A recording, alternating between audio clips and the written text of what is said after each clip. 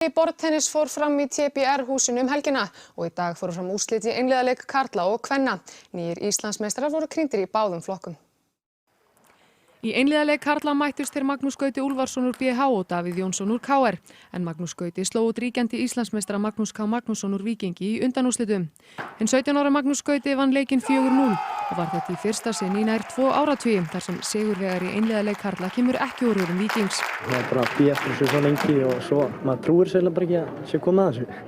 Sem sagt, ég var líka með þær væntingar í fyrra að vinna mótið en ég gerist óvænt að ég tapaði 8 úrslitum og þá var ég alveg eyðilegur en svo ákvað ég að koma núna og bara undirbúa mig andlega í marga mánuði og æfa bara á eigingum helling á hverjum degi og svo bara trúa á þetta.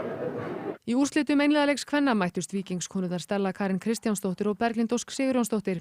Þar hafði Stella betur 4-2 og tryggði hún sér þar með sinn fyrsta Íslandsmeistaratitil í fullorðinsflokki en Stella er aðeins 16 ára. Ég er bara í sjokki eiginlega sko, ég bjóst ekki alveg við þessu. Ég er bara búin að vera að æfa rosalega vel, bara svona 4-5 sinnum í viku, þannig að það bara borgaði sig.